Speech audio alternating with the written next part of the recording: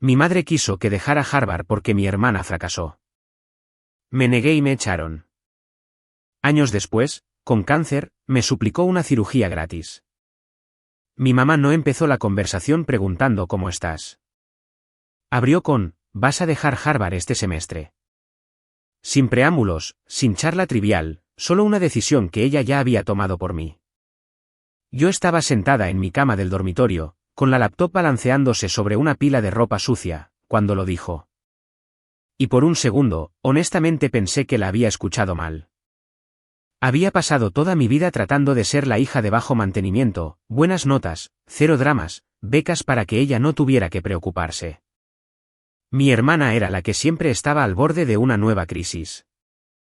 Así que escuchar a mi mamá decir con tanta calma, como si fuera obvio, que yo debía ser la que dejara la escuela porque mi hermana había fracasado en la suya, se sintió como si el suelo se desplazara unos centímetros a la izquierda.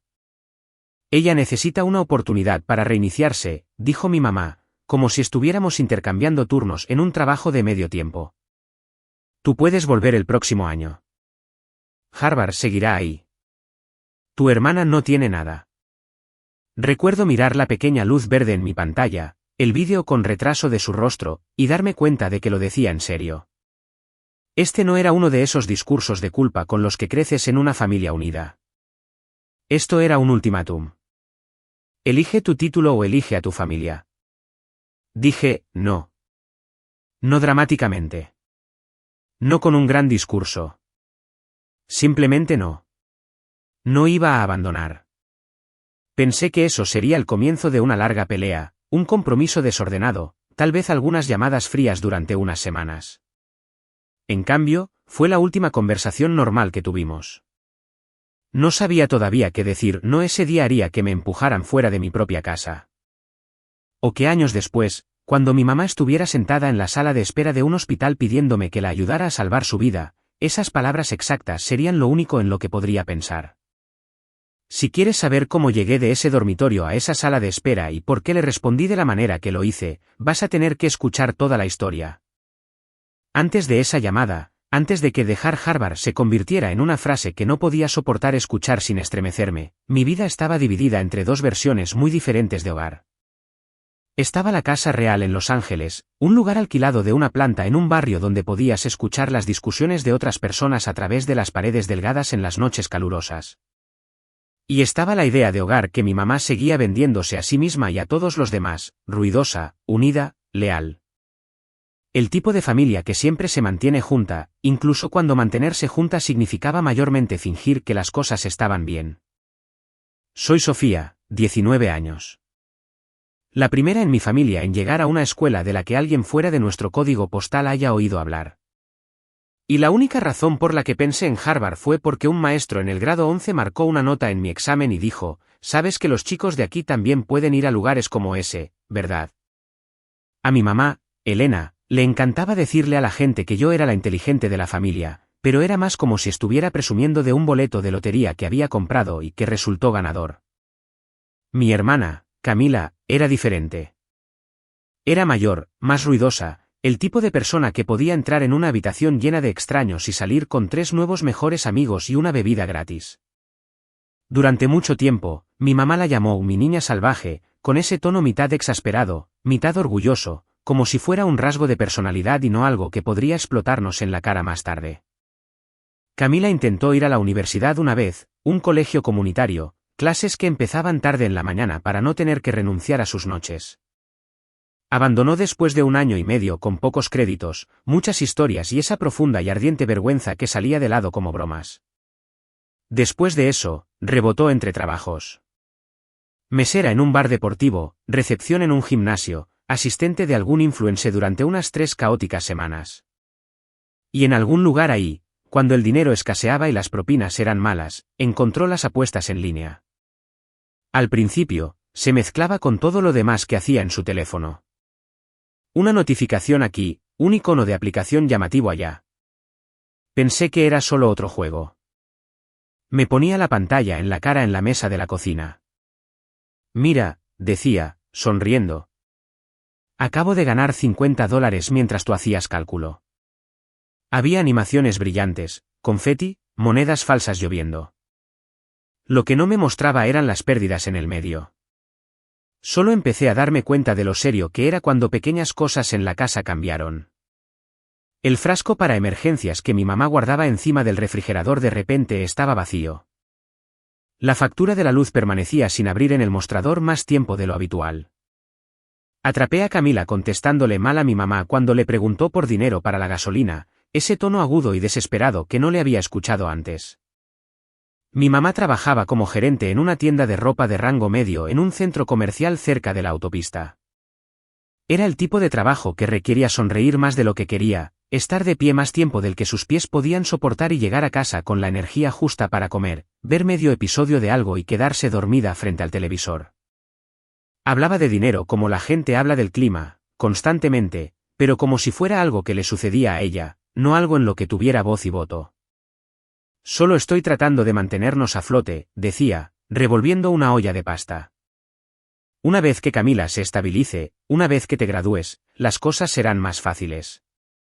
Hubo un fondo para la universidad una vez, no uno enorme, solo un trozo de ahorros que mi mamá había comenzado cuando yo era niña. Le gustaba mencionarlo frente a otros padres, como estaba guardando un poco cada mes, aunque me mate. Cuando entré a Harvard, esa cuenta de repente se volvió menos teórica. La oficina de ayuda financiera hizo más de lo que esperaba, pero aún había huecos. Boletos de avión, libros, costos básicos de vida.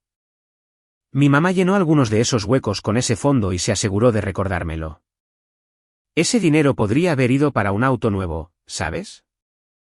Decía, medio en broma. O unas vacaciones que nunca tomaré. Pero también me metía billetes de $50 en la mano cuando me dejaba en el aeropuerto, diciendo, cómprate algo que no sean fideos de vez en cuando. La noche antes de irme a Cambridge, hizo una pequeña reunión. Familia, algunos vecinos, algunos amigos de Camila que lo trataron como una excusa para beber junto a la piscina. Había una cadena de linternas de papel colgando sobre el patio trasero, una bandeja de Costco, un altavoz Bluetooth haciendo su mejor esfuerzo contra el sonido del tráfico. La gente me abrazaba, me decía que me mantuviera humilde, que recordara de dónde vienes. Mi mamá se puso llorosa cuando alguien le preguntó cómo se sentía. Orgullosa, dijo, apretando mi hombro. Afortunada. Camila, ya con una copa y media encima, simplemente se rió y añadió, veremos si todavía se acuerda de nosotros cuando sea toda Ivy League y esté casada con algún tipo llamado Santiago. Era una broma, pero tenía filo. Ese filo se volvió más afilado una vez que llegué a Harvard. Al principio, los mensajes de Camila eran de apoyo a su manera, envía fotos del dormitorio, de verdad te hacen leer tanto, por favor dime que hay alguien guapo allá. Pero lentamente cambiaron. Cuando le envié un mensaje sobre estar estresada por los exámenes parciales, respondió, debe ser lindo que ese sea tu mayor problema. Cuando mencioné mi trabajo de estudio y trabajo en la biblioteca, escribió, ya he trabajado más horas esta semana de las que tú trabajarás todo el mes, pero claro, cuéntame de nuevo lo cansada que estás. Alrededor del mismo tiempo, las notificaciones de la aplicación de apuestas comenzaron a iluminar su teléfono con más frecuencia. No las ocultaba, solo se encogía de hombros y decía, está bien. Sé cuándo parar. Con la misma voz que la gente usa cuando absolutamente no saben cuándo parar. Yo llamaba a casa desde la sala común del dormitorio tratando de ponerme al día y la mitad de la conversación era mi mamá hablando de lo duro que trabajaba Camila, de cómo las propinas no eran justas, de cómo el mundo estaba amañado contra su generación. Luego mi mamá cambiaba casi en el mismo aliento a decirme que no me olvidara de divertirme, que no me quemara, que no me convirtiera en una de esas personas a las que solo les importa su carrera. Siempre me dejaba con este extraño sentimiento de vacío, como si no importara lo que hiciera, estaba un poco equivocada. Cuando mi aplicación, una herramienta de salud pequeña y torpe que había estado construyendo para una clase, ganó una competencia en el campus y vino con una modesta subvención y un paquete de ayuda financiera mejorado, llamé a mi mamá tan pronto como salí del auditorio. Podía escuchar los sonidos de la tienda de fondo, escáneres pitando, perchas raspando barras de metal, música pop amortiguada. ¿Te están dando más dinero?, preguntó sobre el ruido. ¿Como dinero real? Parte va directo a la matrícula, expliqué. Parte es un estipendio. Y quieren conectarme con un exalumno que trabaja en salud. Es algo grande. Ella dejó escapar un largo suspiro. Mitad alivio, mitad cálculo. Eso es genial, mija, dijo. Cada dólar ayuda. Tal vez ahora pueda dejar de robarle a Pedro para pagarle a Pablo. Se rió, pero no era realmente una broma. Pensé que ese era el final. No me di cuenta de que esa conversación plantó una semilla en su cabeza. La idea de que mi educación no era solo mi futuro, también era un recurso, algo que podía moverse en una hoja de cálculo mental etiquetada como supervivencia familiar. Mientras yo estaba en Cambridge preocupándome por aprobar algoritmos, ella estaba en Los Ángeles escuchando a Camila hablar sobre una última oportunidad. El bar donde trabajaba Camila había cambiado de dueños. Ella odiaba al nuevo gerente. Decía que estaba matando el ambiente, que ella y un par de camareros podrían manejar el lugar mejor dormidos. Solo necesitamos capital, le dijo Camila, según lo que mi mamá diría más tarde. Conocemos a la gente. Sabemos lo que vende. Estamos haciendo todo el trabajo de todos modos. ¿Por qué no hacerlo para nosotras mismas? Mi mamá siempre había querido algo propio. Bromeaba al respecto cuando llegaba a casa con los pies doloridos, quitándose los zapatos en la entrada. Si alguna vez salgo del comercio minorista, decía, abriré un lugar donde yo ponga las reglas por una vez. Entonces, cuando Camila comenzó a hablar de hacerse cargo de un pequeño local cerca de Sunset, mi mamá no vio riesgo. Vio una rampa de salida, una forma de dejar de marcar tarjeta para otras personas. Para cuando me llamó con su plan, no estaba improvisando. Tenía números impresos, proyecciones medio entendidas y una historia que se había contado a sí misma suficientes veces que casi sonaba razonable. Yo no sabía nada de eso durante esa primera conversación en mi dormitorio. Todo lo que sabía era que de repente estaba hablando de mi inscripción como si fuera una suscripción flexible, algo que podíamos pausar y reanudar cuando la vida se pusiera difícil. El ultimátum vino después de que me resistí, después de que le recordé, probablemente con más dureza de la que esperaba, que mi beca tenía condiciones, que mi ayuda financiera dependía de que me mantuviera a tiempo completo, que el solo tómate un año libre no era un consejo neutral para alguien en mi posición. Aún así, incluso con toda la tensión construyéndose bajo la superficie, no pensé que ella realmente lo llevaría a cabo. Pensé que se calmaría, se quejaría con sus amigas, tal vez me haría sentir culpable en los mensajes grupales por un tiempo. Subestimé lo asustada que estaba, y cuánto de ese miedo ya me había transferido sin siquiera decirlo en voz alta. Cuando creces en un hogar donde el dinero siempre es casi suficiente, pero nunca del todo, la desesperación no llega con sirenas. Aparece como decisiones prácticas que tienen menos y menos sentido cuanto más de cerca las miras. Para cuando mi mamá me dijo que me retirara de Harvard solo por un semestre para que pudiéramos ponernos las pilas como familia, ella no se imaginaba que yo estaba tirando mi vida por la borda. En su cabeza, estaba redistribuyendo recursos. En mi cabeza, me estaba pidiendo que apostara todo mi futuro a que mi hermana, por fin, no arruinara la siguiente cosa. Ninguna de las dos lo dijo tan claramente entonces. Deberíamos haberlo hecho. Tal vez no habría cambiado nada. Tal vez la colisión era inevitable. Pero cuando ella trazó esa línea, Harvard de un lado, familia del otro, ese no fue el momento en que todo salió mal. Fue solo la primera vez que dijo en voz alta lo que había sido cierto durante mucho tiempo. En nuestra casa, el amor y el sacrificio estaban tan enredados que decir no se sentía como una traición.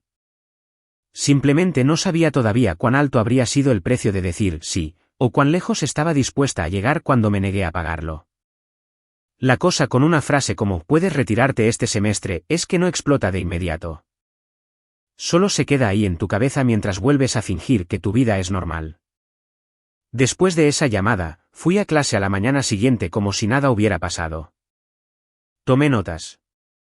Asentí cuando un profesor hizo una mala broma. Fui a mi turno de trabajo en la biblioteca y acomodé libros durante 2 horas, las manos moviéndose automáticamente mientras mi cerebro reproducía la voz de mi mamá en un bucle. Ella no volvió a llamar esa noche ni la noche siguiente. Cuando finalmente hablamos de nuevo, fue sobre algo estúpido. Me envió una foto de una camisa de su tienda. Descuento de empleada. ¿Quieres esta para entrevistas? Como si todo el ultimátum de Harvard hubiera sido un sueño extraño que ambas tuvimos y decidimos no mencionar. Respondí como se suponía que debía hacerlo. Seguro, se ve bien. Gracias.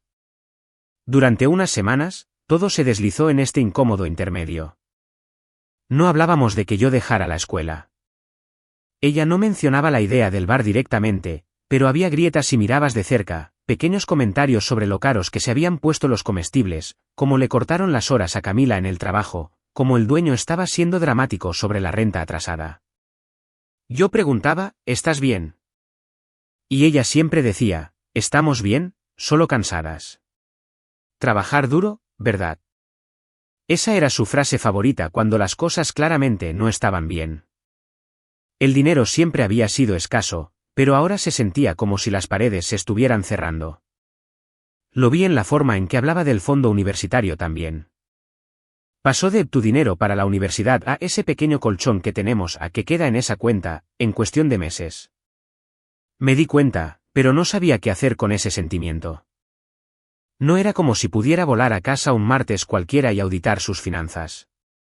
La primera señal real de que algo había cambiado llegó cuando intenté reservar un boleto a casa para Acción de Gracias. Estaba encorvada sobre mi laptop en la sala común comparando precios de vuelos, tratando de encontrar algo que no se comiera todo el saldo de mi cuenta corriente. Incluso la opción más barata era un esfuerzo. Llamé a mi mamá, esperando la conversación habitual donde se quejaría de los precios y luego diría, no te preocupes, cubriré la mitad. Haremos que funcione.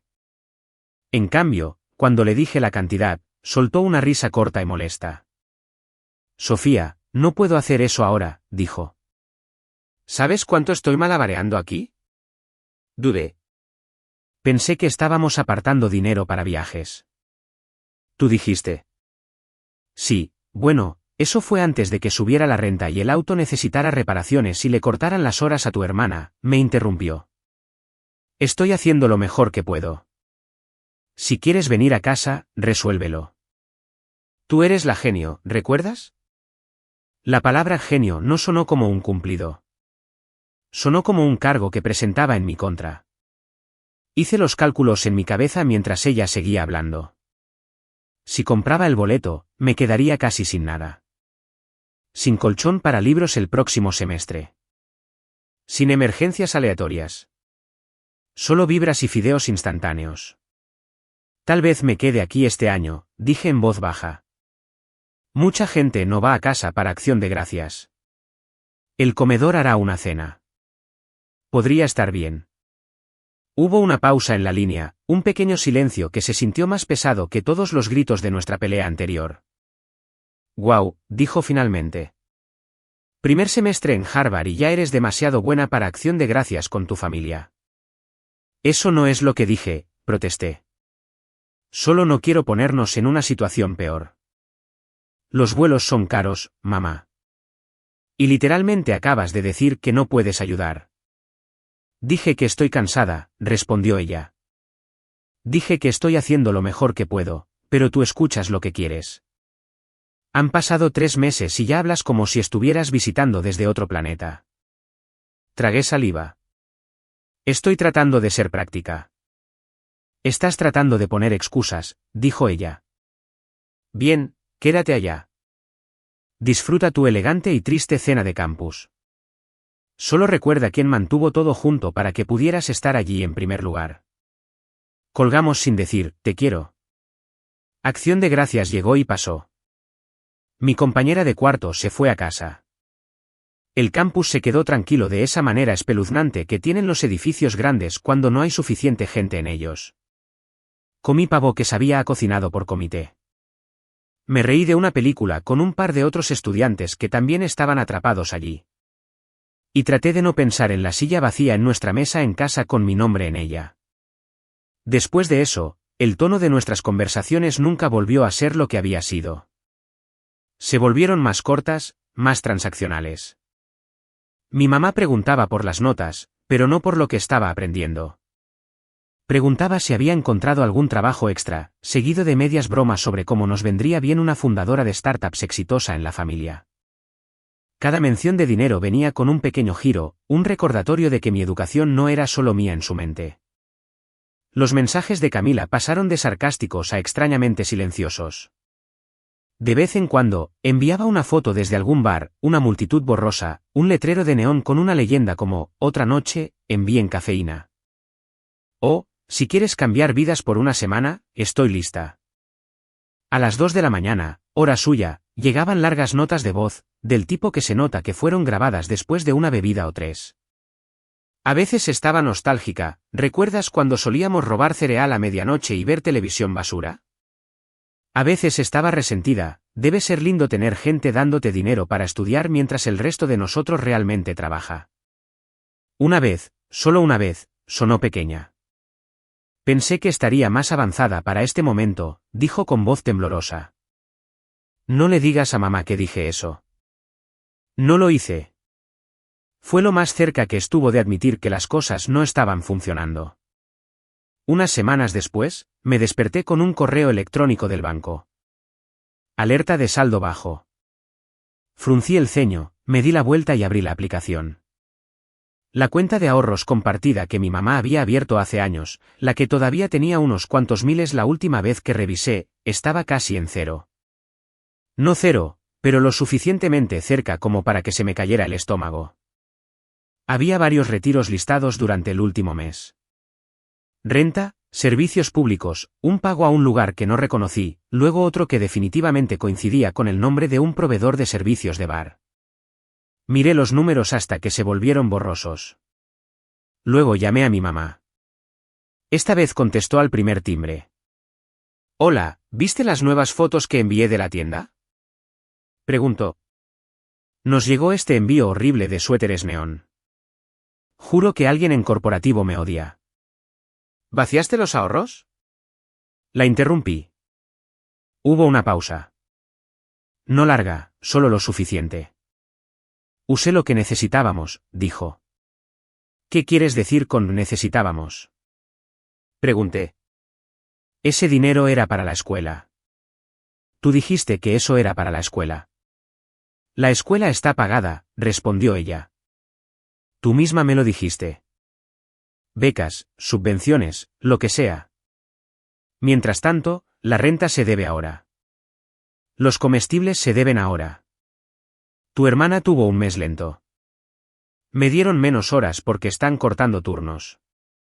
La vida no espera a que termines tu título, Sofía. Podrías habérmelo dicho, dije, escuchando mi voz volverse fina. Podrías haber preguntado. ¿Preguntado qué? Espetó. ¿Preguntado si estaba bien mantener un techo sobre nuestras cabezas? Habrías dicho que sí y luego te habrías ido a tu pequeña hoja de cálculo de presupuesto y habrías tenido un ataque de pánico. Te ahorré eso. No me ahorraste nada, dije. Solo tomaste la decisión por mí otra vez. Dios mío. No todo se trata de tu autonomía, dijo la palabra torpe en su boca. A veces los adultos tienen que tomar decisiones difíciles. No me lo gasté en carteras y vacaciones. Lo usé para evitar que esta familia se hundiera. Usando la única red de seguridad que tenía, respondí. Usando la cosa que se suponía que aseguraba que no tuviera que abandonar si algo salía mal. Nada ha salido mal, insistió. Solo estamos estiradas al límite. Estás actuando como si le hubiera robado a un extraño. Es mi cuenta también. Yo puse ese dinero ahí. Puedo moverlo si lo necesito. Legalmente, tenía razón.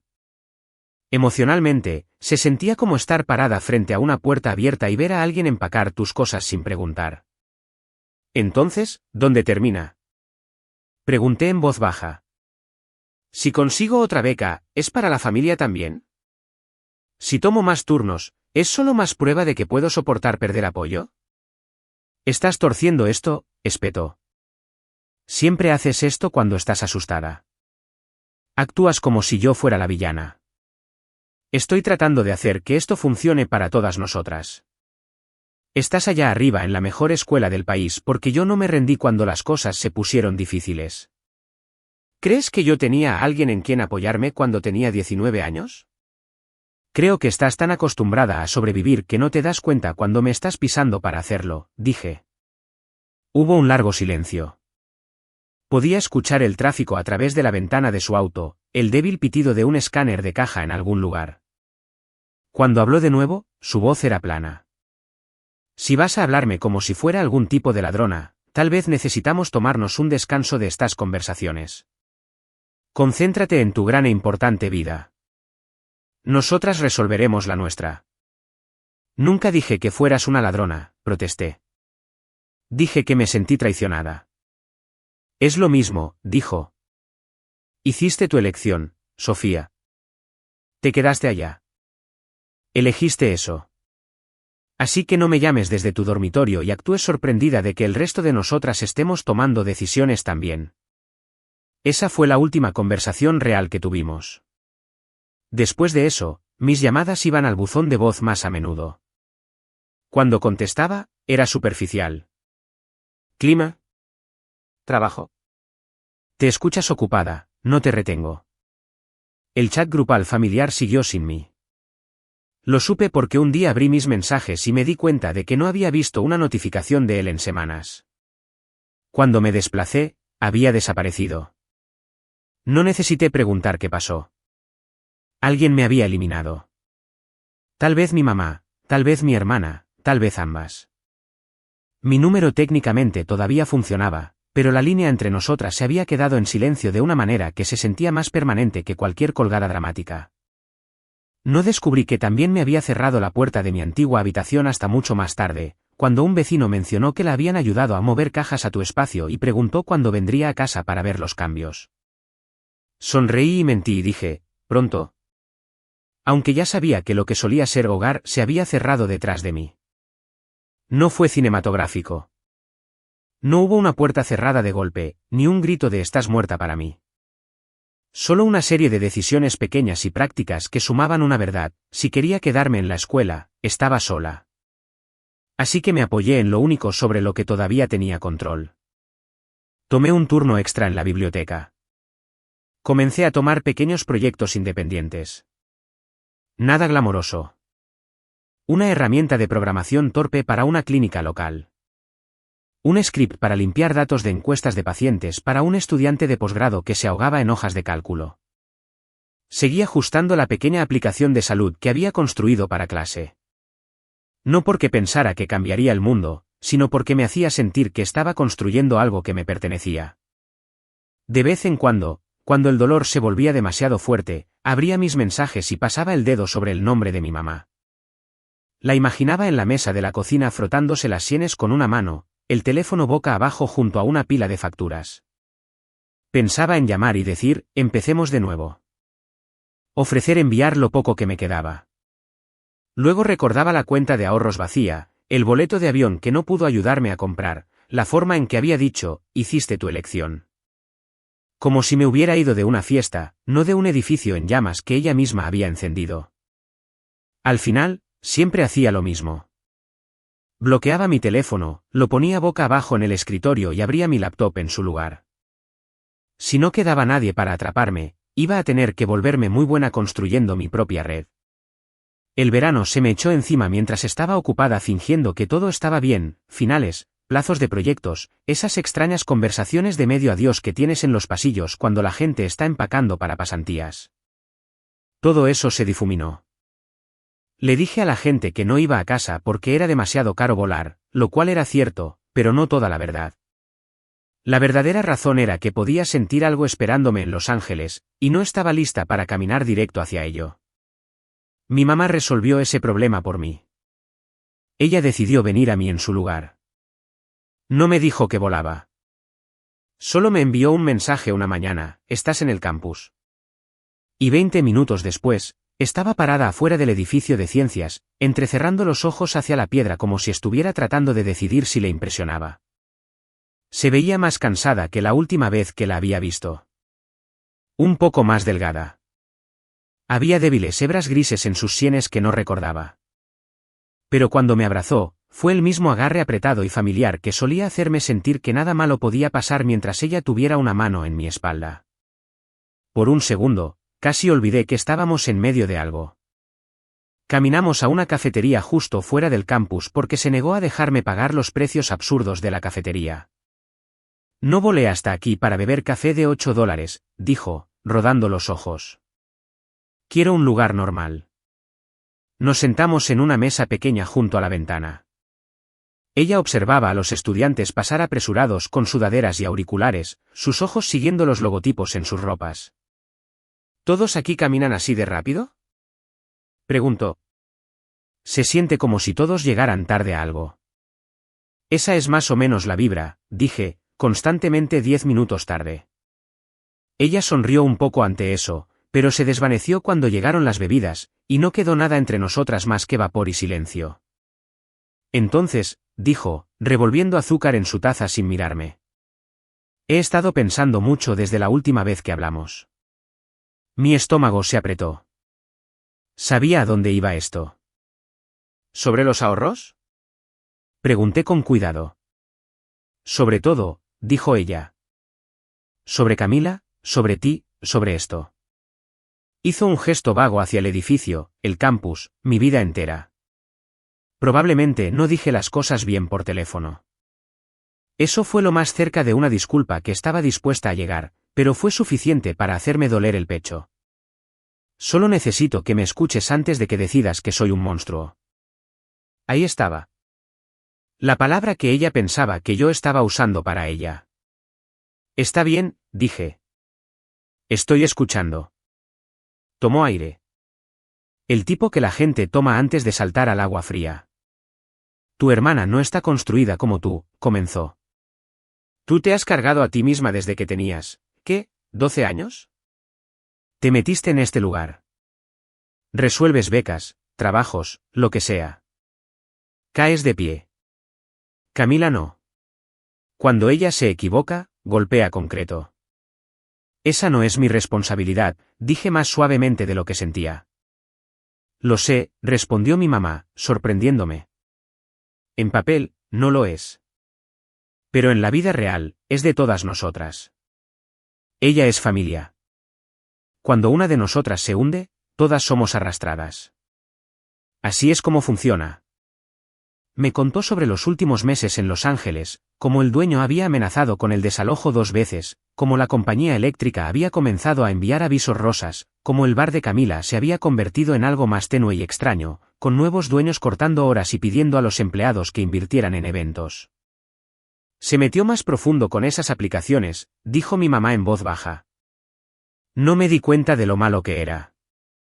La veía jugando, pero pensé. No sé qué pensé. Que se le pasaría como una fase.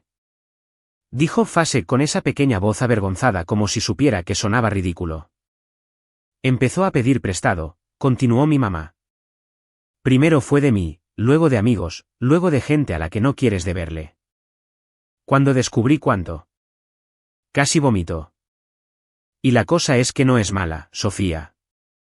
No está sentada ahí pensando, ¿cómo arruino la vida de todos hoy?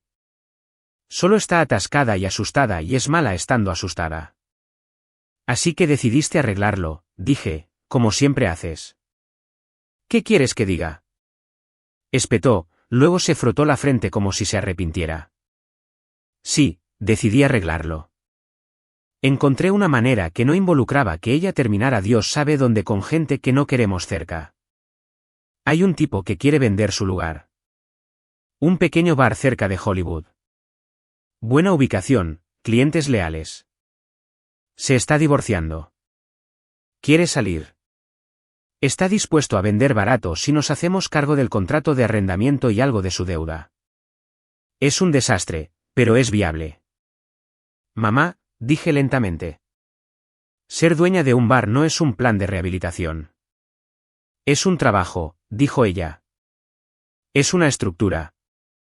Ella es buena con la gente. Conoce el lado del negocio. Podría manejar el frente. Yo podría manejar los libros. Traemos un socio que sepa lo que hace. Y le damos la vuelta a esto. No es glamoroso, pero es nuestro. Podía verlo, la versión del futuro que ella había construido en su cabeza. Su nombre en un contrato en lugar de un horario. Camila riendo detrás de una barra que realmente posee. Alguna versión de mí pasando en vacaciones, orgullosa del negocio familiar. ¿Y dónde encajo yo?, pregunté. Ella me miró a los ojos. ¿Sabes dónde?, dijo en voz baja. No podemos hacerlo sin capital. El banco se rió de nosotras. No tengo nada más contra que pedir prestado. El crédito de tu hermana está destrozado. El único activo que tenemos que a alguien le importa eres tú. No soy un activo, dije. Soy una persona. Eres ambas cosas, respondió. Eres mi hija y eres una historia de éxito andante que abre puertas. Tienes dinero de subvenciones, estipendios, conexiones. Tienes una carta de aceptación con un nombre que hace que la gente se siente más derecha. Podrías tomar una licencia, solo un año. Podrías venir a casa, ayudarnos a despegar esto, poner algo de estabilidad debajo de nosotras, luego vuelves y terminas. Seguirás siendo la chica de Harvard. No se van a olvidar de ti porque te tomaste un tiempo para tu familia. Así no es como funciona, dije. Mi ayuda financiera se basa en que yo esté a tiempo completo. Mi vivienda, todo está atado a estar aquí. Si me voy, tal vez no pueda volver a entrar. E incluso si lo hago, estaría empezando de nuevo desde atrás. Tienes 19 años, dijo, como si esa fuera la respuesta a todo. Tienes tiempo. Tu hermana no. Yo trabajo 40, 50 horas a la semana, y todavía me quedo dormida haciendo cuentas en el reverso de recibos.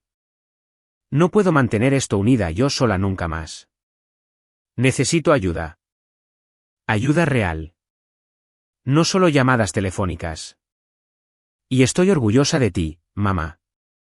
Las palabras aterrizaron como pequeñas piedras. Podía escuchar el miedo debajo de ellas, la ira también, pero sobre todo solo agotamiento.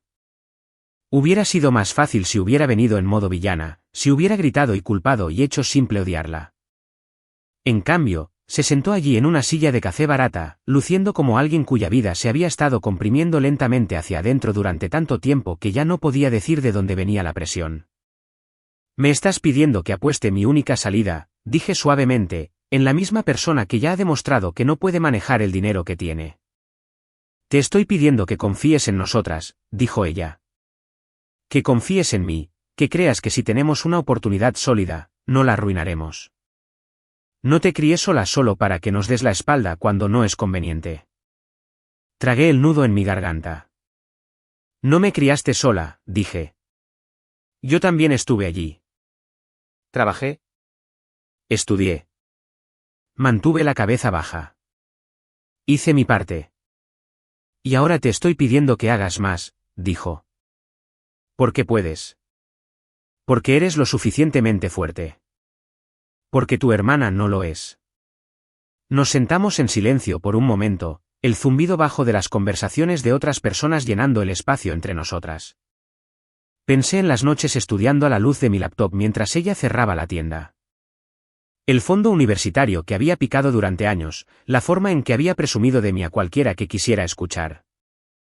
También pensé en la cuenta vacía, el cambio repentino de tu dinero a nuestro dinero, la forma en que había tomado decisiones por mí sin decirme hasta después de que estuvieran hechas.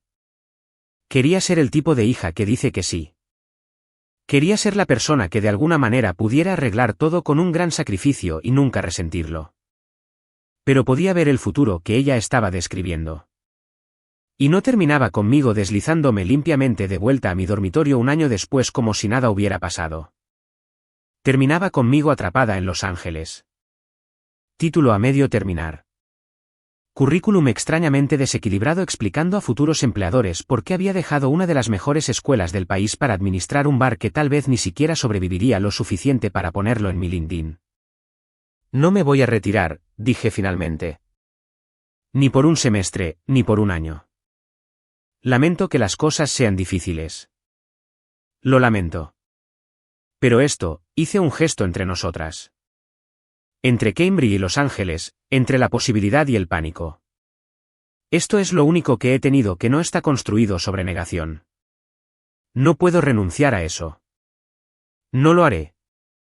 Mi mamá me miró como si estuviera tratando de ver si estaba mintiendo. Cuando se dio cuenta de que no lo estaba, algo en su rostro se cerró. ¿Sabes qué es lo que más duele?, dijo. No es que estés diciendo que no. Es que ni siquiera suenas conflictiva. Estoy conflictiva, dije. Solo no creo que mi conflicto deba costarme mi futuro. Tu futuro no significa mucho si tu familia se desmorona, respondió. Vas a sentarte en tus pequeñas clases elegantes y fingir que no sabes que nos estamos ahogando. He estado ahogándome desde que vaciaste esa cuenta sin decirme, dije más bruscamente de lo que pretendía. Solo no escuchaste el chapoteo porque sucedió de este lado del país. Su mandíbula se tensó. Por un segundo, pensé que iba a llorar. En cambio, metió la mano en su bolso, sacó una pila de papeles doblados y los empujó a través de la mesa. ¿Qué es esto?, pregunté. Realidad, dijo ella. Términos de arrendamiento, números de deuda, lo que debemos, lo que tomaría evitar que esto colapse. Pensé que si lo veías todo expuesto, entenderías. Escaneé las páginas. Los números eran peores de lo que esperaba. No era solo la renta. Había avisos de vencimiento de servicios públicos, tarifas de pequeñas empresas, un préstamo con una tasa ridícula. Alguien había garabateado notas en los márgenes, llamar de nuevo, pedir extensión, última advertencia. Esto no es un plan, dije en voz baja. Esto es una lista de incendios.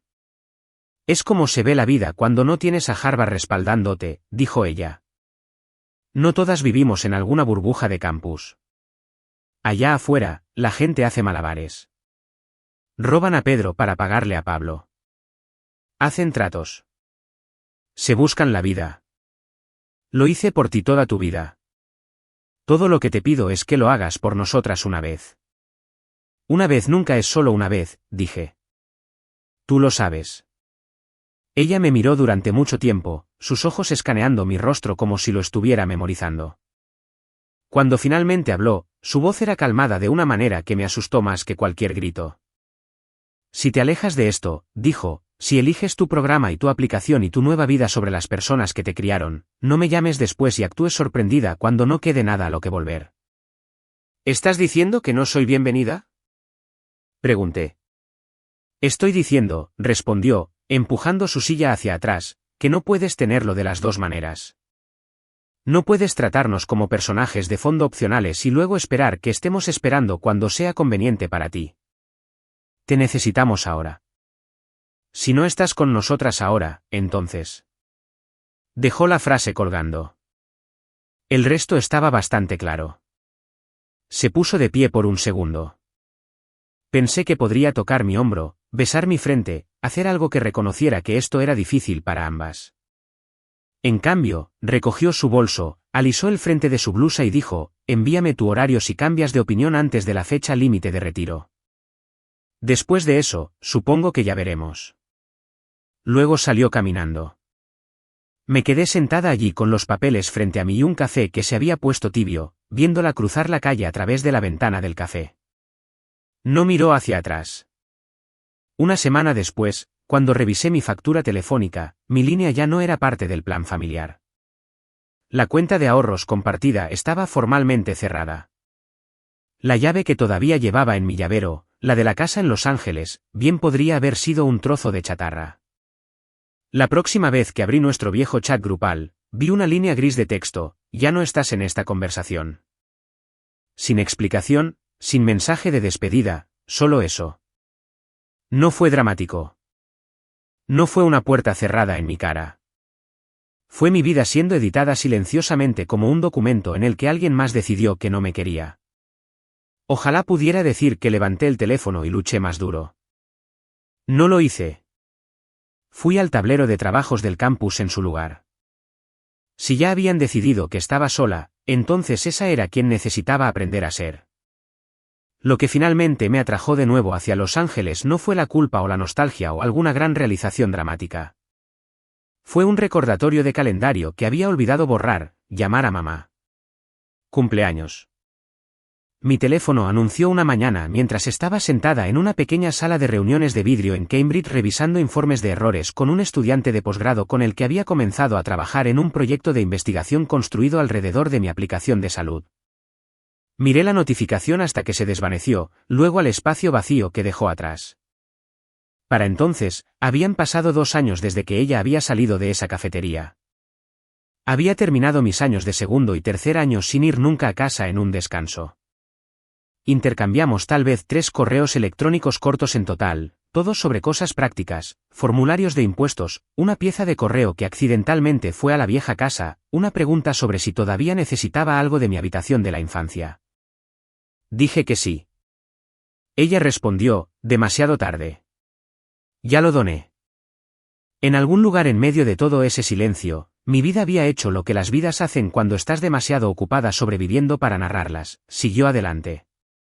La fea y pequeña aplicación de salud que había construido para clases se convirtió en mi proyecto de tesis, luego en una colaboración con un laboratorio de salud pública, luego en un piloto con un par de clínicas comunitarias sobrecargadas que solo querían cualquier cosa que pudiera ayudarlas a detectar problemas antes. No era glamoroso. No había portadas de revistas, ni artículos virales sobre niña genio disrumpe la salud, solo pequeñas victorias.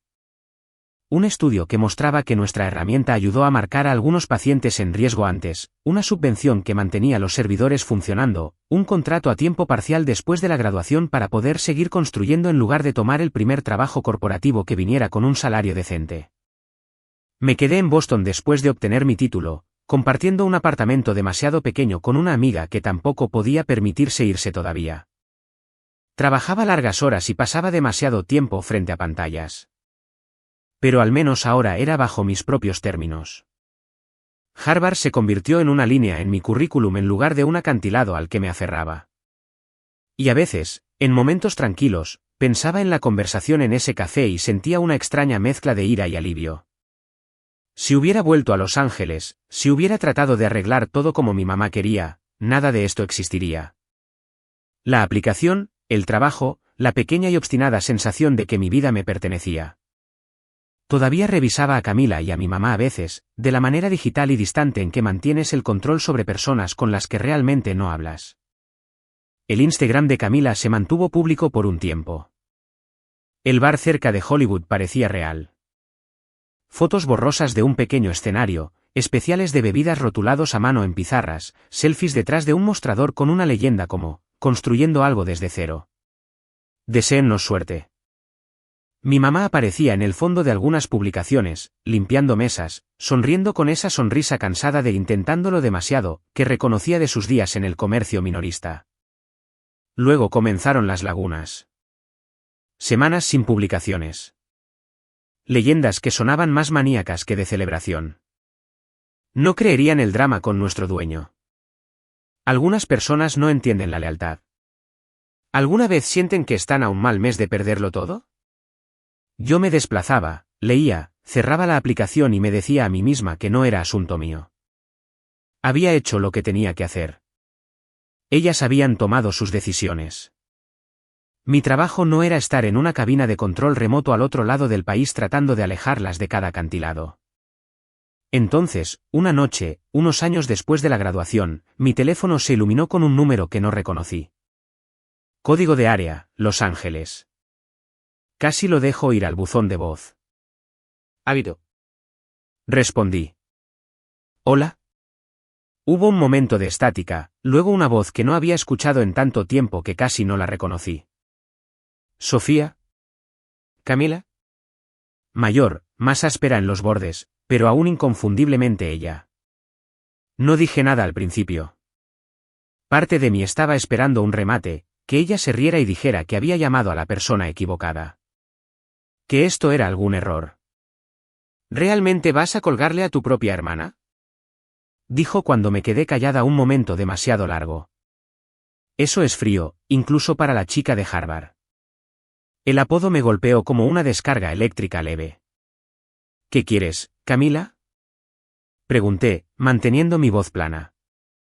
No tengo tu número guardado. ¿Cómo conseguiste el mío? Relájate, dijo ella. Pregunté por ahí. Internet no es tan difícil si sabes dónde buscar. Además, no eres exactamente de perfil bajo estos días. Casi me reí. Lo que sea que hubiera visto, ciertamente no era mi cuenta bancaria.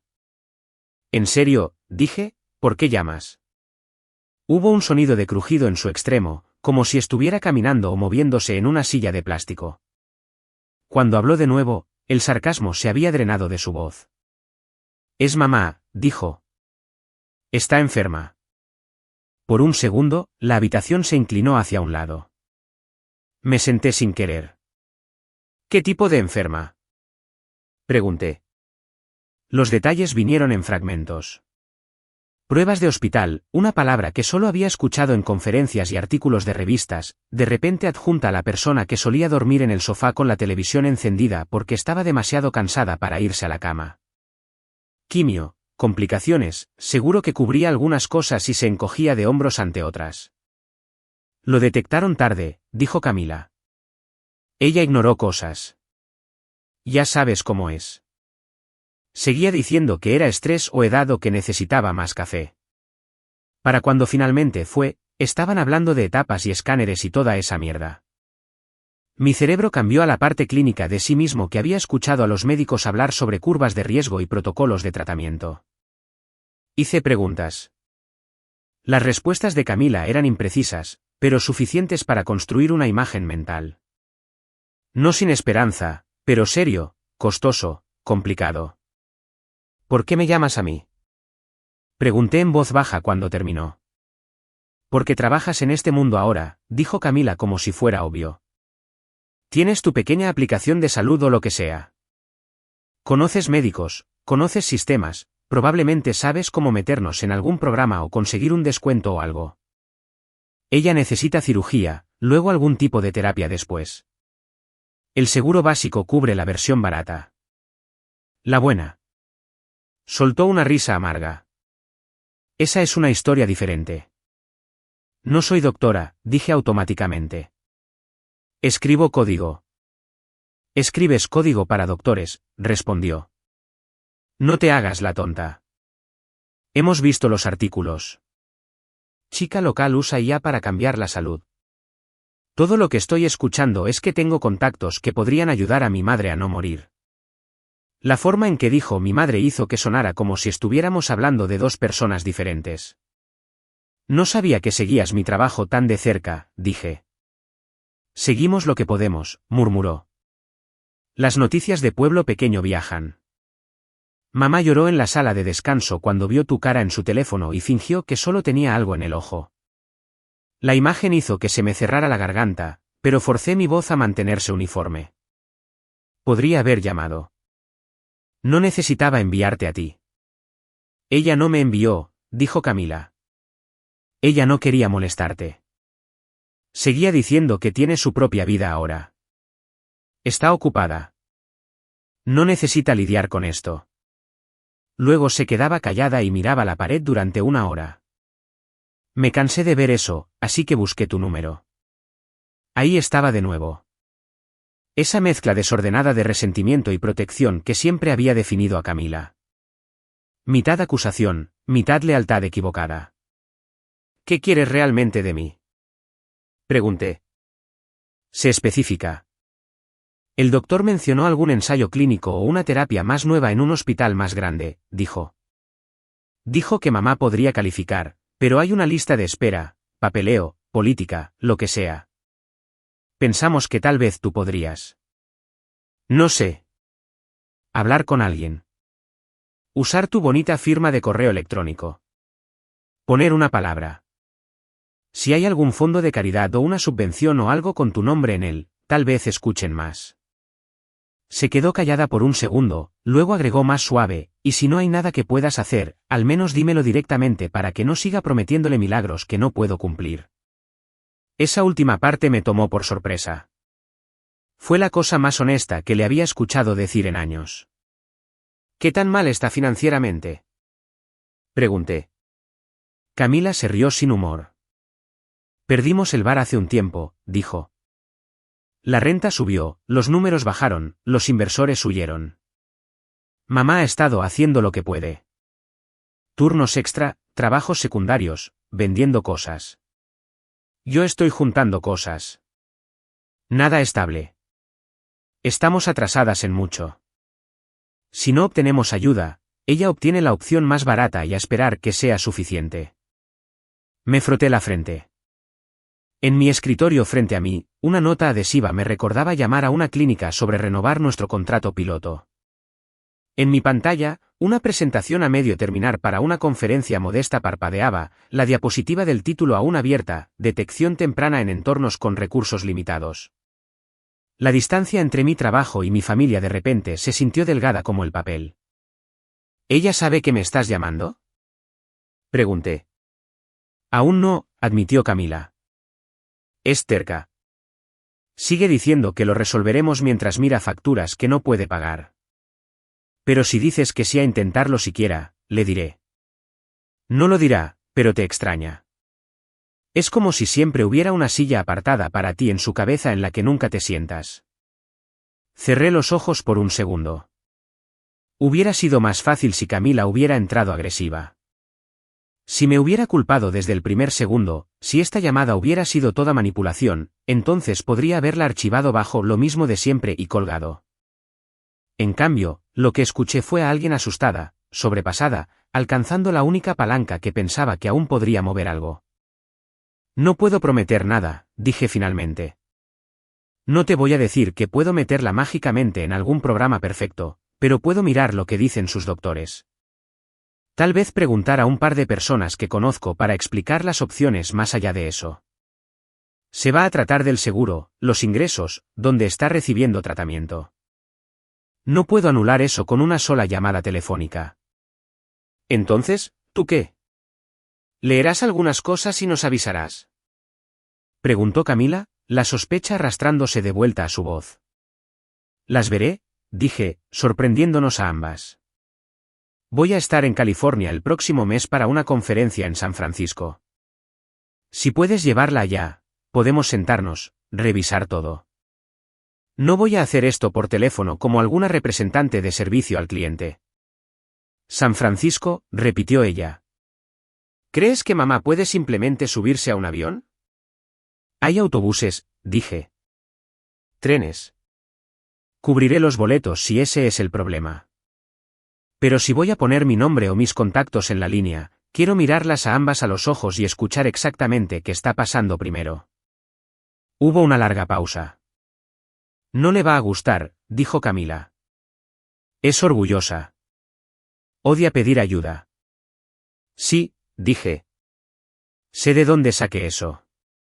Camila soltó un suspiro que podría haber sido una risa si tuviera un poco más de aire. Bien, dijo. Envíame los detalles por mensaje. Averiguaré cómo llevarla allá. Después de colgar, me senté en el silencio de mi pequeña oficina durante mucho tiempo. En la pared frente a mí había un tablero de corcho con gráficos fijados y formularios de comentarios de pacientes. En el escritorio estaba mi laptop, abierta a un borrador de correo electrónico dirigido a un médico con el que había trabajado, preguntando si estaría dispuesto a explicar un protocolo de tratamiento en lenguaje sencillo para un familiar de un amigo. Ya podía sentir las viejas corrientes tirando de mí. El impulso de arreglar, de suavizar, de sacrificar primero y lidiar con las consecuencias después.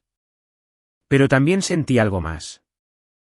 El recuerdo de estar sentada en una cafetería frente a mi mamá mientras ella deslizaba una pila de deudas hacia mí y me pedía que intercambiara mi futuro por el suyo. Esta vez, si iba a entrar en su tormenta de nuevo, iba a hacerlo con los ojos abiertos. El día que mi mamá y Camila vinieron a San Francisco, la ciudad fingía ser amable. Niebla suave, no del tipo afilado que corta a través de tu chaqueta. Mi conferencia había terminado temprano, y yo estaba sentada en un rincón tranquilo del vestíbulo del hotel, con la credencial aún colgando de mi cuello, releyendo las copias de sus resultados de pruebas que Camila finalmente había enviado después de que la molesté por tercera vez. Ya había hecho que 2 médicos diferentes las miraran. Uno de nuestra clínica piloto en el este. Uno que conocí a través de la conferencia.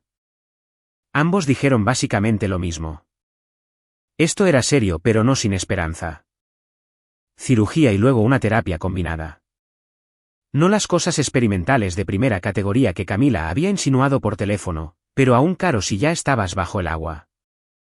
Cuando entraron, las reconocí al instante. Aunque el tiempo había hecho su trabajo, mi mamá se movía más lentamente, la mano izquierda descansando ligeramente sobre el asa de una maleta con ruedas, aunque solo nos reuníamos por la tarde. El cabello de Camila era más corto, el color crecido de una manera que sugería que había dejado de mantener las apariencias hace meses. Por un momento, viéndolas enmarcadas en la puerta del hotel así, tuve este pensamiento absurdo de que solo estaban aquí de visita, que nos abrazaríamos, nos quejaríamos del precio del café y discutiríamos sobre dónde ir a cenar. Luego mi mamá me vio, realmente me vio, y algo en su rostro se plegó. «Te ves diferente», dijo cuando llegó a mí. «Mayor, supongo». «¿Te ves igual?», mentí. Porque la verdad se sentía como demasiado para una primera frase. Encontramos una zona de asientos tranquila a un lado, todo tonos neutros y plantas caras. Lo elegí a propósito, lo suficientemente público para que nadie pudiera perder los estribos por completo, lo suficientemente privado para que no tuviéramos que susurrar. Mi mamá se sentó con cuidado, una mano yendo inconscientemente a su costado. Camila se dejó caer en el sofá a su lado con el tipo de pesadez que decía que no había dormido mucho. Por un segundo, nadie habló. Luego Camila aplaudió una vez, como si estuviéramos comenzando una reunión.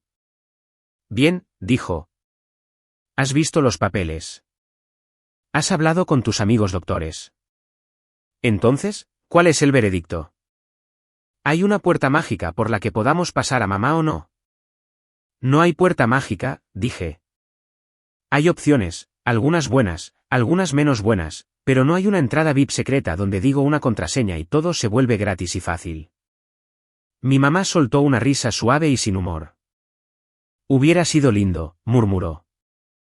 «Le dije que no esperara milagros», dijo Camila, señalando con la barbilla hacia nuestra mamá. Pero seguía diciendo, «Sofía es lista. Ella sabrá qué hacer». Desdoblé la copia del resumen de tratamiento que había traído y la deslicé sobre la mesa. «Miren», dije, «aquí está la situación tal como la entiendo. El primer hospital al que fueron recomendó cirugía y terapia de seguimiento en sus instalaciones. Ese es un camino. Está cubierto parcialmente por su seguro, pero deja un gran hueco que tendrían que pagar de su bolsillo». Mi mamá asintió lentamente.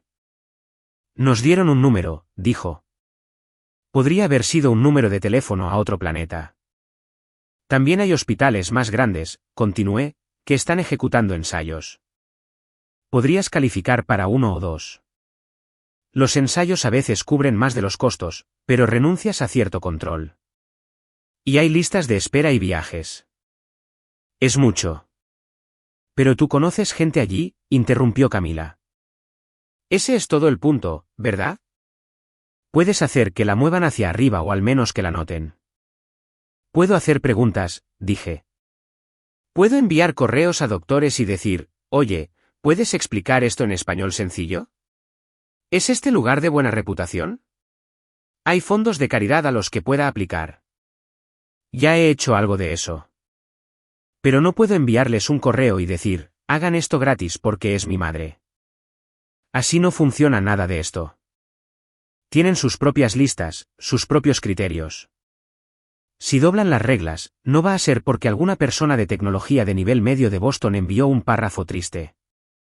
Mi mamá miró el papel frente a ella, sin leerlo realmente. «Entonces, ¿qué estás diciendo exactamente?», preguntó. «Que no hay nada que puedas hacer». «Estoy diciendo», respondí con cuidado, «que hay cosas que estoy dispuesta a hacer y cosas que no. Puedo ayudarles a entender las opciones. Puedo ayudarles a llenar formularios, encontrar programas de caridad, entrar en listas. Puedo contribuir con algo de dinero. No todo, pero algo. Lo que no puedo hacer es firmar para ser el banco de último recurso o la garantía de que no importa qué decisiones tomen tú y Camila, seguiré escribiendo cheques para arreglarlo». «Nadie te pidió que escribieras cheques en plural», murmuró Camila. «Pedimos ayuda con esto. Con ella. Una vez». No dije nada a eso. Aún no. Porque había una segunda carpeta en mi bolso y sabía que una vez que la abriera, la conversación iba a inclinarse de una manera de la que no podríamos regresar. Mi mamá notó el borde de la carpeta sobresaliendo y frunció el ceño. «¿Qué es eso?», preguntó. «¿Más cosas médicas?». «No», dije. «Esto es otra cosa. Pero antes de llegar allí, necesito preguntarles algo». Miré a mi mamá. ¿Entiendes por qué fue tan difícil para mí decir que sí la última vez que me pediste que renunciara a algo? Su boca se apretó. ¿Realmente vamos a hacer esto ahora? Dijo. Pensé que vinimos a hablar de mi tratamiento, no a repasar viejas peleas. Están conectados, dije. Sigues hablando de familia como si fuera esta cosa automática, como si yo estuviera rota por querer límites. Pero hace 8 años, me pediste que pusiera mi educación en la línea por un plan de negocios que no era realmente un plan. Y cuando dije que no, reaccionaste como si te hubiera traicionado. Necesito saber si entiendes lo grande que fue eso para mí. Porque si no lo haces, entonces lo que sea que hablemos hoy se sentará sobre la misma base rota. Se frotó la frente de la manera que solía hacerlo cuando las facturas se acumulaban. Estaba asustada, dijo finalmente. Esa no es una excusa, pero es la verdad. El bar, las deudas, tu hermana perdiendo el control. Pensé que si podía superar una crisis más, entonces respiraría. Y tú estabas allí. Tenías opciones. Tenías este boleto dorado que yo ni siquiera sabía que existía cuando tenía tu edad. Se sintió egoísta verte aferrarte a él mientras todo lo demás colapsaba. Así que me castigaste, dije. Te dije lo que necesitaba y me quitaste todo lo que controlabas para asegurarte de que supiera cuánto te dolía eso. Pensé que volverías a casa, susurró. Honestamente. Pensé que te asustarías o nos extrañarías o te darías cuenta de lo difícil que es estar sola y volverías. No pensé que simplemente desaparecerías en ese lugar y construirías una vida entera sin nosotras. No desaparecí, dije. Tú cerraste la puerta. Hubo un largo tramo de silencio después de eso. Camila se movió incómodamente, como si quisiera un cigarrillo. Finalmente, dijo, bien, genial. Todos admiten que lastimaron a todos. ¿Podemos volver a la parte donde mamá necesita una cirugía? La miré. El cansancio en su rostro era diferente al de mi mamá. Menos sobre la edad, más sobre malas decisiones alcanzándola. Lo haremos, dije. Pero hay algo que tengo que poner sobre la mesa primero. Saqué la segunda carpeta y la puse abajo. Mi nombre estaba en el frente, impreso cuidadosamente por alguien en el departamento de cumplimiento de mi compañía. Hace unos meses, recibí un correo electrónico de un banco que nunca he usado. Querían aclarar algunos detalles sobre una solicitud comercial vinculada a mi nombre. Al principio, pensé que era spam. Luego enviaron documentación. Abrí la carpeta y giré una de las páginas hacia ellas. Formularios de solicitud. El nombre de un pequeño bar en Los Ángeles que reconocí del fondo de las viejas publicaciones de Camila. Mi nombre escrito bajo copropietario, una firma digital que se parecía casi a la mía si no la conocías. Alguien solicitó una línea de crédito usando mis credenciales, dije. Adjuntaron una carta falsa con el membrete de mi compañía diciendo que estábamos respaldando un piloto de tecnología hotelera allí. No era una cantidad enorme, pero fue suficiente para activar alertas de fraude. Suficiente para que mi equipo legal tuviera que involucrarse. Mi mamá miró la página, el color desapareciendo de su rostro. Por favor dime que esto es un error, susurró. Por favor dime que pusieron tu nombre como ejemplo o... No fue un error, dije, mirando a Camila. Rastrearon la IP, el correo electrónico de contacto, el inicio de sesión. Todo apunta al mismo apartamento en Los Ángeles. Los mismos dispositivos. El mismo número de teléfono de recuperación. La mandíbula de Camila se tensó. ¿Me estás espiando ahora?, dijo débilmente. ¿Leyendo mi historial de Wi-Fi? Un banco estaba a punto de adjuntar mi nombre a un préstamo del que no sabía nada, dije. Mi compañía tiene inversores que se ponen muy nerviosos cuando la palabra fraude aparece junto a su CEO. No fui a buscarte en sus sistemas, Camila. Tú me arrastraste cuando escribiste mi nombre en un formulario. Mi mamá apartó los ojos del papel y miró a Camila. Dime que no hiciste esto, dijo, con la voz temblorosa. Dime que esto es alguna confusión, por favor. Camila no respondió de inmediato. Por un segundo, vi todas las versiones de ella con las que había crecido parpadear en su rostro. La encantadora, la víctima, la comediante. Ninguna de ellas se pegó. Simplemente se veía cansada. Pensé que podríamos arreglarlo antes de que alguien se diera cuenta, dijo finalmente. El bar necesitaba efectivo. El dueño nos respiraba en la nuca. Los proveedores amenazaban con cortarnos. Mamá estaba trabajando hasta el suelo. Todo se sentía como si estuviera a una mala semana de desmoronarse. Y ahí estabas tú con tu nombre por todo Internet adjunto a palabras como innovación y financiación e impacto. Pensé que si usaba tu nombre para conseguirnos un puente, me agradecerías más tarde cuando lo pagáramos y mamá nunca tuviera que saber. ¿Me ibas a decir después del hecho? Pregunté. Cuando un reportero me llamara sobre mi nueva empresa en la vida nocturna. Ella hizo una mueca. Sabía que te enojarías, dijo. También sabía que si preguntaba primero, dirías que no y se me había acabado la gente que no me hubiera dicho ya que no. Mi mamá se recostó contra el sofá como si alguien hubiera cortado una cuerda. ¿Arriesgaste su trabajo?, dijo. Su reputación. Después de todo. Arriesgué el dinero de un banco, espetó Camila, luego inmediatamente pareció arrepentirse de las palabras. Quiero decir, no estaba tratando de lastimar a nadie. Estaba tratando de evitar que nos ahogáramos. Sigues llamándolo ahogarse, dije en voz baja. Pero tú eres la que salta de nuevo al agua cada vez que alguien te tira una cuerda. Nadie respondió a eso. Los sonidos del vestíbulo del hotel llenaron el espacio entre nosotras de nuevo. Maletas con ruedas, conversaciones bajas, el suave siseo de la máquina de café espresso. Entonces, ¿qué pasa ahora?, preguntó mi mamá, con los ojos en la carpeta. ¿Vas a presentar cargos? Tragué. Esta era la parte que había estado dando vueltas en mi cabeza durante días. El banco está decidiendo qué hacer, dije. Saben que no autoricé esto. Mi equipo legal les dio todo lo que tenemos.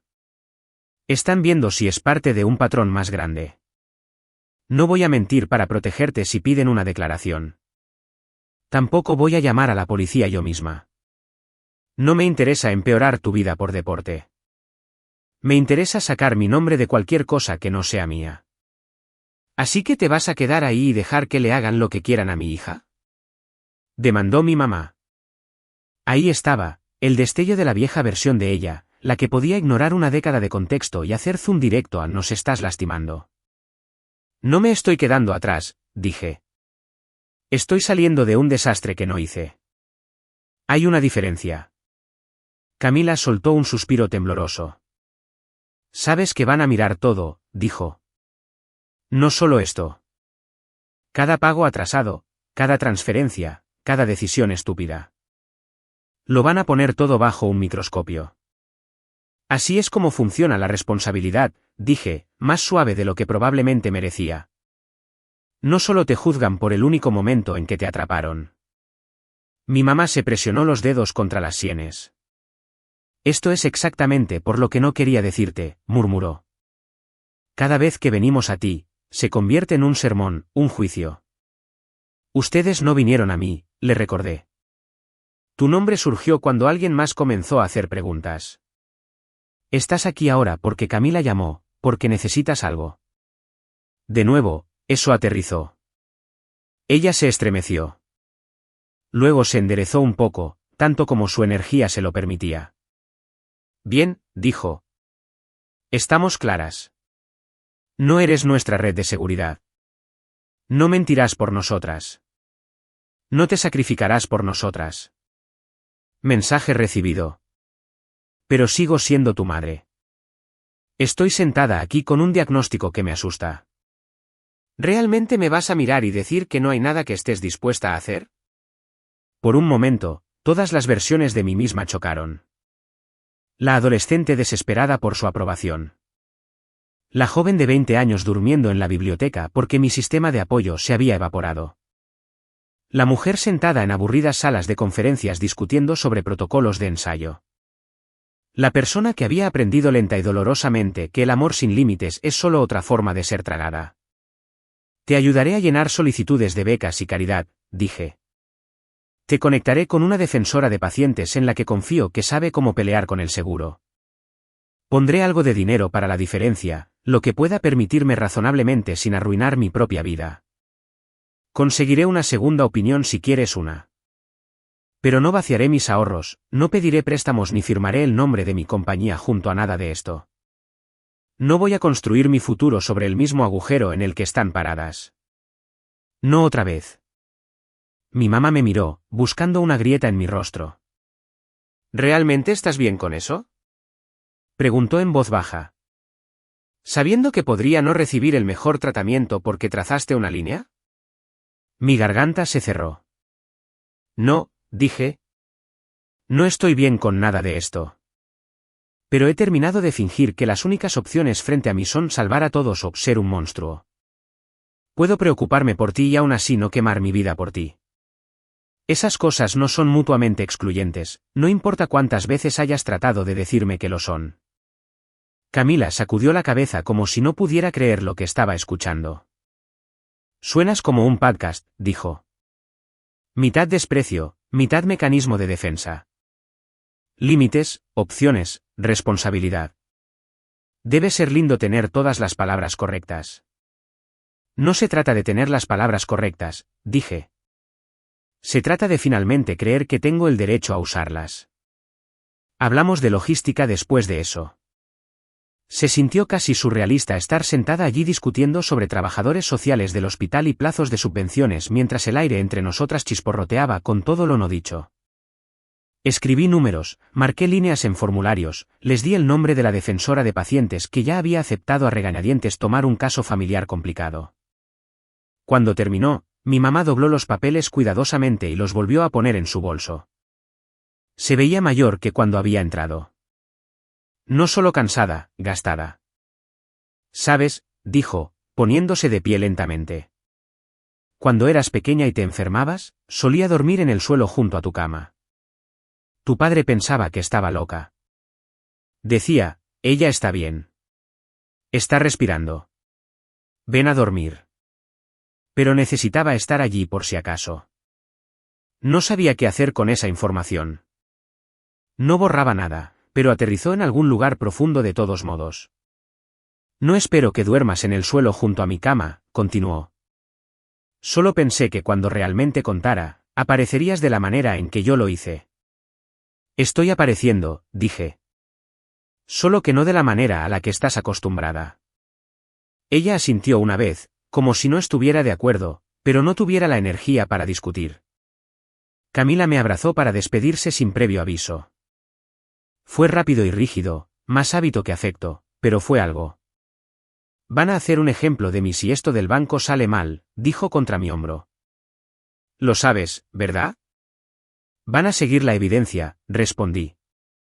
Eso es todo lo que sé. ¿Y no te interpondrás?, preguntó.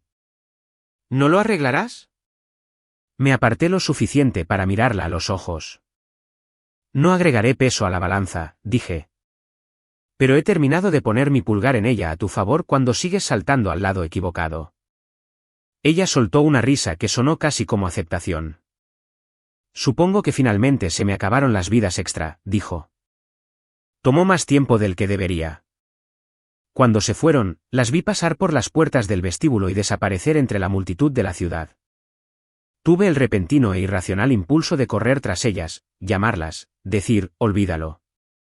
Cubriré todo. Lo haré fácil. En cambio, me senté, abrí mi laptop y envié 2 correos electrónicos. Uno a la defensora confirmando que pagaría su tarifa reducida. Uno a mi abogado confirmando por escrito que no autorizaría ningún acuerdo o declaración que implicara que compartía la responsabilidad por el préstamo. No fue cinematográfico. No hubo línea dramática, ni puerta cerrada de golpe, ni escolta de seguridad. Solo un puñado de decisiones tomadas con cuidado y con plena conciencia de lo que arreglarían y lo que no. Por primera vez en mucho tiempo, no estaba actuando por pánico, obligación o instinto. Estaba eligiendo a propósito dónde terminaba mi responsabilidad. No se sintió victorioso. Se sintió un poco como duelo. Pero debajo de eso, en algún lugar más tranquilo y firme, también se sintió como el comienzo de algo más. Una respuesta a esa vieja pregunta imposible que mi mamá me había lanzado años antes: ¿qué tipo de persona elige su propio futuro sobre su familia? Sentada allí en ese vestíbulo, viendo los correos electrónicos salir al mundo, me di cuenta de que finalmente tenía mi propia respuesta. La investigación no se convirtió en el tipo de titular que Camila siempre temió o secretamente creyó que merecía. No hubo camionetas de noticias, ni fotos granulosas de ella entrando a un tribunal salpicadas en sitios nacionales. Fue más pequeño que eso, lo que de alguna manera lo hizo sentir más real. El banco decidió perseguirlo. Mi equipo legal me mantuvo actualizada en correos electrónicos cortos y cortantes. Han confirmado su no participación. Están avanzando con la acción contra el solicitante principal. Puede ser llamada como testigo, pero solo para verificar su falta de consentimiento. Cuando terminé en una videollamada con un abogado del banco, fue sorprendentemente aburrido. Me pidieron confirmar que no había autorizado el préstamo, que no había invertido en ningún bar en Los Ángeles, que no había escrito la carta adjunta a la solicitud. Revisaron mi cronología, mis firmas, mis políticas corporativas. Al final, el abogado dijo: apreciamos su cooperación, señorita Price. Con esta voz neutral a la que no le importaba en absoluto que la solicitante principal de la que estaban hablando fuera mi hermana. Camila aceptó un trato. Me enteré a través de un mensaje de texto corto de ella unas semanas después. Libertad condicional, restitución, sin prisión si no la cago. Eso fue todo. Sin saludo, sin explicación. Miré las palabras durante mucho tiempo. Alivio e ira se enredaron en mi pecho. No la quería en prisión. Tampoco quería que se alejara pensando que no había consecuencias. Libertad condicional y un plan de pago por dinero que absolutamente no tenía eran un término medio incómodo. Escribí: me alegra que no vayas a la cárcel 3 veces y lo borré cada vez. Al final, escribí: espero que te lo tomes en serio. Ella no respondió. Aparentemente, habíamos vuelto a ser eficientes en nuestro silencio. El tratamiento de mi mamá se movió más lento, de esa manera frustrante que tienen las cosas médicas cuando no estás pagando para saltar líneas. La defensora de pacientes con la que la conecté resultó ser exactamente el tipo de persona que esperaba que fuera: directa, terca, sin miedo a discutir con gente de traje. Consiguió meter a mi mamá en el programa de un hospital más grande, no el más lujoso, no la clínica milagrosa de última esperanza, pero una instalación decente con médicos que no estaban quemados hasta el punto de la crueldad. Armaron un plan a partir de seguros, fondos de caridad del hospital y una lista de pequeñas subvenciones que requerían más papeleo del que debería ser legal. Cubrí una brecha que habría acabado con mis ahorros si no me hubiera preparado para ello. No se sintió heroico. Se sintió como pagar una factura en cuotas. Mi mamá me envió un mensaje una vez después de su primera ronda de terapia. Dicen que va bien hasta ahora, escribió. Gracias por ayudar con la defensora. Es intensa. Miré ese mensaje durante mucho tiempo también. Fue lo más cerca que estuvo de reconocer que mi participación había hecho algún tipo de diferencia. Respondí: me alegra que tengas un buen equipo. Espero que estés descansando. Ella respondió con un emoji de pulgar hacia arriba. Traté de no leer demasiado en el hecho de que era la misma reacción que solía enviar cuando le enviaba mis notas de exámenes en la secundaria. Pasaron meses así. La vida se dividió en 2 vías. En una vía, iba al trabajo, me sentaba en salas con pizarras llenas de diagramas, discutía sobre el rendimiento del modelo y la ética con colegas que usaban términos como operacionalización y escala, como si fueran palabras cotidianas. Nuestra aplicación fue adoptada por algunas clínicas más. Publicamos otro estudio con resultados modestos. Hablé en un par de conferencias, del tipo que te dan esos cordones que olvidas quitarte hasta que te ves en un espejo horas después. En la otra vía, tranquila y desordenada y siempre allí, mi mamá avanzaba a través del tratamiento. Algunos días enviaba pequeñas actualizaciones: análisis de sangre bien esta semana, efectos secundarios duros, el doctor dice que podríamos estar haciendo otro escáner pronto. Otras veces, no escuchaba nada durante semanas y me enteraba a través de la defensora que había estado entrando y saliendo del hospital por complicaciones. Camila flotaba en el fondo de esas actualizaciones como un fantasma. La defensora mencionó que venía a las citas a veces, se sentaba en la esquina desplazándose en su teléfono, ocasionalmente estallando en argumentos con facturación cuando los números no tenían sentido. Tu hermana es mucho, dijo la defensora una vez, eligiendo sus palabras con cuidado. Pero ama a tu madre. Eso es obvio. No era un cumplido, pero tampoco era enteramente una crítica. No vi a ninguna de las dos en persona durante ese tiempo. No era una regla que dijera en voz alta, solo una línea que mi cuerpo se negaba a cruzar. Enviaba dinero cuando podía y formularios cuando los necesitaban. Respondía preguntas médicas en lenguaje sencillo. Tomaba llamadas de la defensora cuando necesitaba que tradujera alguna jerga tecnológica para doctores que intentaban entender cómo nuestra aplicación podría o no ser útil en el caso de mi mamá. No visité el hospital. No me senté junto a la cama. No volví a arrastrarme al papel de amortiguador emocional en el que había vivido durante tanto tiempo. La culpa apareció de todos modos. Venía en olas silenciosas, cuando un colega se quejaba de un padre insistente y yo pensaba, al menos el tuyo todavía llama. Cuando un paciente en uno de nuestros estudios mencionaba a su hijo adulto llevándolo a cada cita, cuando llenaba otro formulario de contacto de emergencia y dejaba la línea en blanco de nuevo. Empecé a hablar de algo de eso en voz alta. No con mi madre, no con Camila. Con mi terapeuta primero, quien me miró un día y dijo, sigues usando la palabra castigo como si fueras tú la que dicta sentencias. ¿Qué pasa si eso no es lo que está sucediendo aquí? ¿Cómo más lo llamarías? Pregunté. Tú estableciste límites, dijo ella. Ellas los ignoraron y la realidad respondió. Eso no es karma. Eso son consecuencias. Y luego más tarde a otras personas, no en algún vídeo de confesión viral y brillante, más como piezas pequeñas y deliberadas. Un panel sobre atención médica y ética donde mencioné cuidadosamente que mi interés en el acceso no era abstracto. Una invitación a un podcast de un amigo que se convirtió en un episodio sobre lo que significa venir de una familia que no tiene una red de seguridad y cómo eso deforma tu sentido de lo que le debes a todos. La historia que conté no fue una fantasía de venganza. No enumeré cada cosa mala que mi mamá había dicho, cada elección irresponsable que Camila había hecho. Hablé sobre patrones, sobre la forma en que algunas de nosotras crecemos aprendiendo que familia significa las personas a las que no tienes permitido decepcionar, incluso cuando decepcionarlas es la única forma de sobrevivir. No esperaba que mucha gente escuchara. No fue sensacionalista. No hubo peleas a gritos ni traiciones cinematográficas. Solo yo hablando con voz firme sobre cuentas bancarias y boletos de avión y las formas silenciosas en que la gente puede cortarte mucho antes de que dejen de hablarte. Pero el episodio encontró una audiencia de todos modos. No millones, no un frenesí global, solo suficientes personas para que mi bandeja de entrada se llenara de mensajes que sonaban dolorosamente familiares. Mis padres vaciaron la cuenta que pensé que era para mi matrícula, escribió una persona. Fui de todos modos. Todavía me siento culpable. Mi hermana usó mi nombre para conseguir un contrato de arrendamiento, dijo otra. Cuando salió mal, todos me culparon a mí por no arreglarlo. Una y otra vez, los mismos temas, dinero, obligación, la forma en que la ayuda se transforma en deuda cuando nunca se permite que sea suficiente. No comencé una fundación. No tenía el tipo de dinero que te permite poner tu nombre en el ala de un hospital.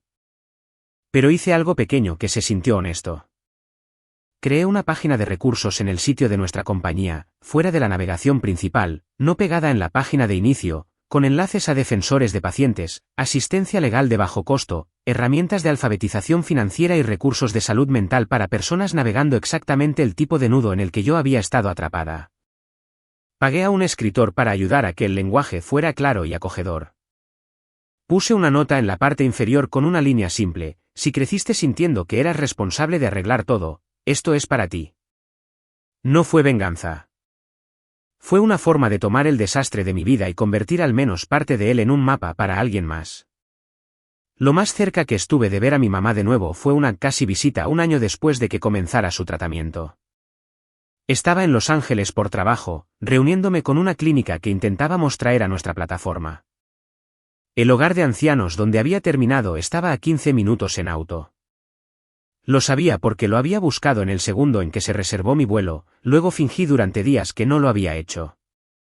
Después de la reunión, me senté en un auto alquilado en el estacionamiento de un centro comercial, motor apagado, mirando las direcciones en mi teléfono. 15 minutos, 6 giros, una decisión. Imaginé entrar en el vestíbulo pálido y demasiado iluminado. Imaginé registrarme, obtener una calcomanía de visitante. Imaginé su cara cuando me viera. Imaginé las conversaciones que podríamos tener, las disculpas que podrían venir o no. Las discusiones de hace décadas que podrían resurgir, la posibilidad de que ella dijera, sabía que vendrías. Sabía que no me dejarías aquí. Pensé en cómo se sentiría eso, volver a entrar completamente en el círculo del que había gastado tanta energía saliendo, volver a ser la persona que todos asumían que eventualmente aparecería y haría que todo estuviera bien. Me senté allí el tiempo suficiente para que el sol se moviera una pulgada a través del cielo y el auto alquilado se pusiera demasiado caliente. Luego bajé mi teléfono, encendí el motor y conduje de regreso a mi hotel. No visité. No envié un mensaje para decir que estaba cerca. En el vuelo a casa, miré el respaldo del asiento frente a mí y esperé la ola de arrepentimiento sobre la que siempre me habían advertido. No llegó, al menos no de la manera en que me habían enseñado a esperar. Lo que vino en cambio fue un dolor sordo y una extraña y obstinada claridad. Podía preocuparme por ella sin borrar lo que había hecho. Podía esperar que su tratamiento funcionara sin prometer ser la que sostuviera su mano en cada sala de espera. Podía permitirme estar triste por lo que no teníamos sin intentar construirlo desde cero. A veces la gente me pregunta en entrevistas o paneles si he perdonado a mi familia. La palabra me incomoda. Suena demasiado a limpiar la pizarra, a fingir que el libro mayor nunca se escribió. Usualmente digo esto en su lugar, las entiendo mejor ahora. Entiendo cómo el miedo y la escasez y el orgullo torcieron el sentido de mi mamá de cómo se veía el amor. Entiendo cómo la vergüenza y la inseguridad empujaron a Camila a decisiones que lastimaron a todos, incluyéndose a ella misma. Entender no significa que las quiera de vuelta en mi vida de la manera en que eran. Solo significa que no tengo que cargarlas como un cable con corriente nunca más. Mi mamá me dijo una vez en medio de una discusión que elegir Harvard sobre mi familia era algo de lo que me arrepentiría para siempre. Lo dijo como una profecía, como si me estuviera entregando una maldición que desempacaría cuando fuera mayor y más solitaria y estuviera lista para admitir que ella tenía razón. Pienso en eso a veces, usualmente en noches tranquilas cuando el apartamento está demasiado quieto y el brillo de mi laptop se siente como la única luz en la habitación. ¿Me arrepiento? ¿Deseo haber ido a casa, haber vuelto al bar, haber intentado más duro mantenernos pegadas? No. Lamento que esas fueran las opciones frente a mí. Lamento que el amor y la obligación estuvieran tan enredados que cualquier movimiento hacia mí misma se sintiera como una traición. Pero no me arrepiento del momento en que finalmente dije, no cambiaré mi futuro por la segunda oportunidad de alguien más. Si hay alguna lección en todo esto, alguna razón por la que sigo diciendo que sí cuando la gente me pide hablar de ello, es esta: elegirte a ti misma no es lo mismo que abandonar a las personas que amas. A veces es la única forma de evitar que todos caigan en el mismo agujero una y otra vez. No eres malvada por querer una vida que no esté construida sobre una emergencia constante. No eres egoísta por trazar una línea donde termina tu responsabilidad. Y si alguien te dice que te arrepentirás de no prenderte fuego para mantenerlos calientes, recuerda esto: tienen frío, sí. Pero tú tienes derecho a no ser la leña.